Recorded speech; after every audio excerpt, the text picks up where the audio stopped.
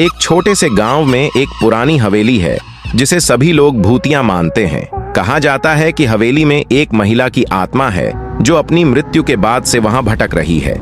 लोग रात में उस जगह के पास जाने से डरते हैं। अजय, एक साहसी युवक जो रहस्यमयी कहानियों का शौकीन है। स्मिता, अजय की दोस्त जो अजय के साथ हवेली की सच्चाई जानने की कोशिश करती है। गांव के लोग जो हवेली की कहानियों से डरते हैं।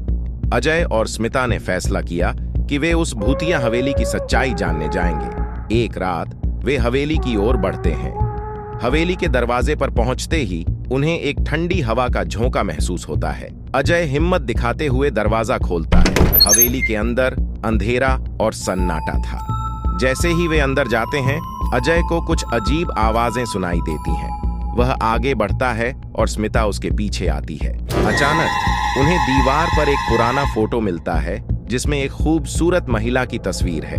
उस महिला के चेहरे पर एक उदासी है, जैसे कि वह कुछ कहना चाहती हो।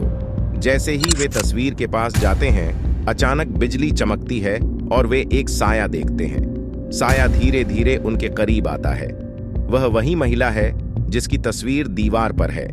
अजय और स्मिता डर जाते हैं, लेकिन अजय ने अपने साहस को संभालते हुए उससे पूछता है कि वह यहाँ क्यों है। महिला की आत्मा बताती है कि उसे अपने प्यार की तलाश है जो उसकी मृत्यु के बाद से खो गया है। अजय और स्मिता उसकी मदद करने का निर्णय लेते हैं। वे गांव के पुराने लोगों से पूछते हैं और पता करते हैं कि महिला का प्रेमी एक व्यापारी था जिसने उसे धोखा दिया था। अजय और स्मिता उस व्यापारी के परिवार तक पहुंचते हैं जो अब गांव से दूर रहते हैं। उन्हें पता चलता है कि व्यापारी की आत्मा भी हवेली में बसी हुई है।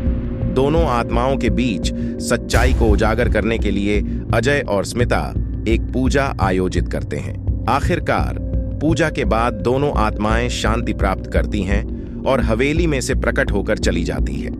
अजय और स्मिता ने न केवल अपनी हिम्मत का परिचय दिया, बल्कि एक भूतिया घर की सच्चाई को भी उजागर किया। कहानी हमें यह सिखाती है कि कभी-कभी भूतिया कहानियों के पीछे की सच्चाई को समझना महत्वपूर्ण होता है और प्रेम की शक्ति सबसे बड़ी होती है।